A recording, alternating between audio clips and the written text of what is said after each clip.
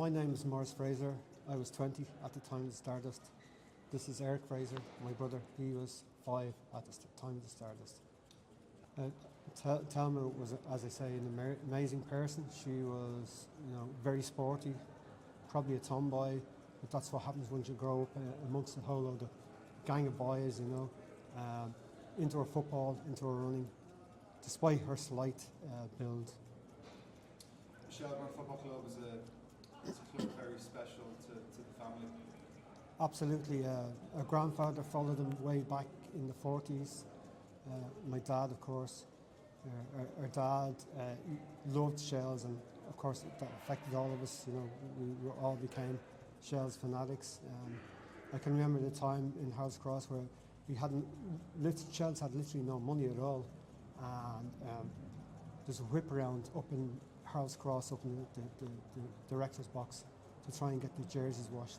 That's how bad things were with Shells.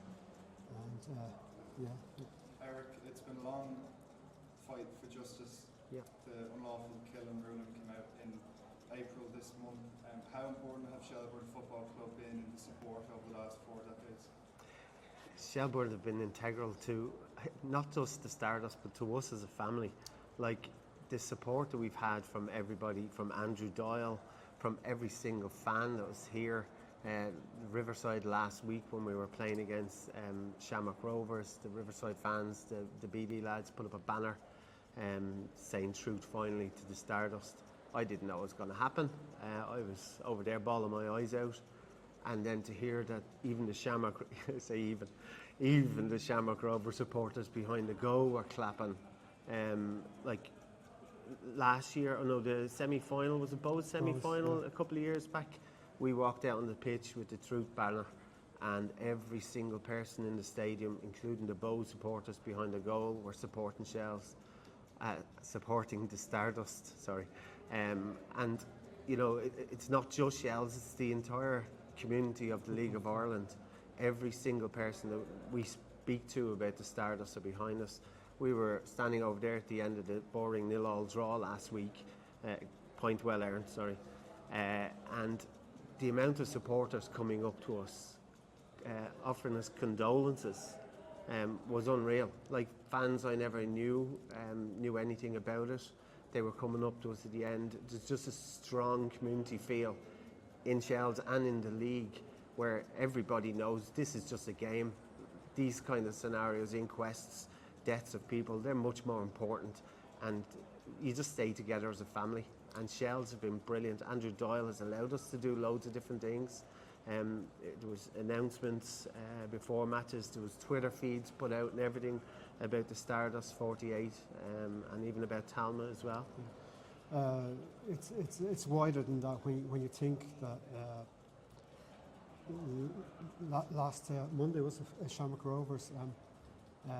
At the verdicts, I was getting slagging from Mrs. Bissett, who happens to be a Shamrock Rovers supporter, and she says, use fucking Shells, But that's another part of Ring's End, the rivalry. Yeah. And I didn't appear I wasn't on at the match last week, but to see Shamrock Rovers, the respect United. they gave, like Shamrock Rovers, Bows, even dare I say the Dubs. I get shot for that, but it's right across sport, which is fantastic to see. It really gives us heart. Yeah, it's heartwarming. Yeah. Heartwarming. Just lastly, Eric, what has kept yourselves and the family going these last 4 decades in the fight for justice? We wanted to get the truth for Thelma. We wanted to get the truth from our mum and our dad. Both our parents died at 56.